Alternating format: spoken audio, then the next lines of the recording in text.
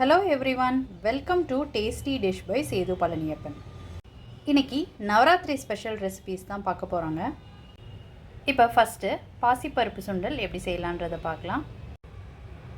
100 gram பாசிப்பருப்பு எடுத்து 2 தடவை கழுவிட்டு ஊற வச்சுருக்குறேங்க. அரை மணி நேரத்துக்கு நல்லா ஊறிடுச்சு. இப்போ தண்ணியை வடிச்சிட்டு எடுத்துக்கலாம்.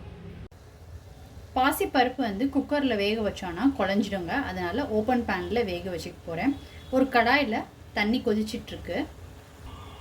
இதில் ஊற வச்சுருந்த பாசிப்பருப்பை சேர்த்துக்கிறேன். இந்த டிஷ்ஷுக்கு தேவையான உப்பு சேர்த்துக்கிறேன்.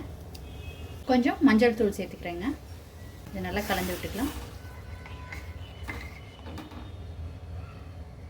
பருப்பு நல்லா வெந்து வரட்டுங்க. ஓப்பன் பேனில் வேக வைக்கும் போது இந்த மாதிரி முறையாக வருங்க. அதை சைடில் எடுத்து போட்டுருங்க. அடுப்பை சிம் டு மீடியம் மாற்றி மாற்றி வச்சு வேக வச்சுக்கோங்க. இல்லாட்டினா பொங்கி பொங்கி மேலே வரும்.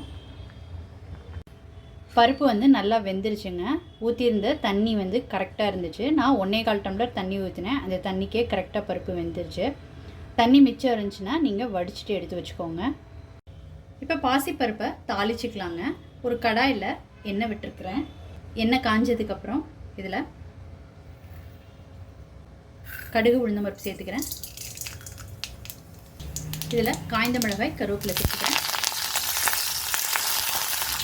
வேக வச்ச பாசிப்பருப்பு சேர்த்துக்கிறேன். கலந்து விட்டுக்கலாங்க. இதில் தேங்காய் பல்லு பல்லாக கீறி வச்சுருக்கிறத சேர்த்துக்கிறேங்க.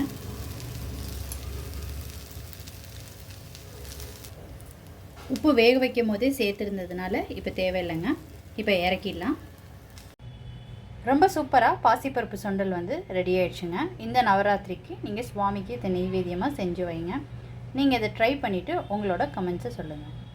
அடுத்த ரெசிபி கடலைப்பருப்பு சுண்டல் எப்படி செய்யலான்றதை பார்க்கலாங்க.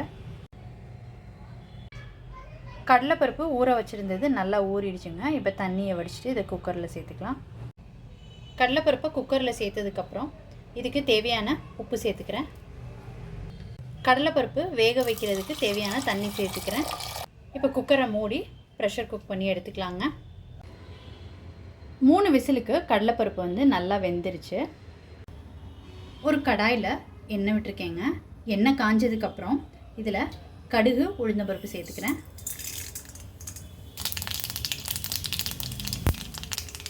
காய்ந்த மிளகாய் ஒன்று சேர்த்துக்கிறேன். கொஞ்சம் பெருங்காயத்தூள், கருவேப்பிலை கொஞ்சம் சேர்த்துக்கிட்டுருக்கேங்க. வேக வச்ச கடலைப்பருப்பை சேர்த்துக்கிறேன். உப்பு ஏற்கனவே வேக வைக்கும் போது சேர்த்துருந்தோங்க. அதனால் செக் பண்ணிவிட்டு வேணும்னா உப்பு சேர்த்துக்கோங்க. இப்போ தேங்காய் சேர்த்துக்கிறேங்க. தேங்காய் துருவி சேர்க்குறதுனா சேர்த்துக்கோங்க. இல்லை பல்லு பல்லாக கீறி போட்டிங்கன்னா சாப்பிடும் போது டேஸ்ட் நல்லா இருக்குங்க. தேங்காய் சேர்த்ததுக்கப்புறம் ஒரு நிமிஷம் கிண்டி விட்டுட்டு இறக்கிடலாங்க. ரொம்ப சூப்பராக கடலைப்பருப்பு சுண்டல் ரெடி ஆகிடுச்சு. ரொம்ப சிம்பிள் அண்ட் ஈஸி ரெசிபி தான். இந்த நவராத்திரிக்கு நீங்கள் சுவாமிக்கு இதை நெய்வேத்தியமாக செஞ்சு வைக்கலாங்க. நீங்கள் இந்த ரெசிபி ட்ரை பண்ணிவிட்டு உங்களோட கமெண்ட்ஸை சொல்லுங்கள்.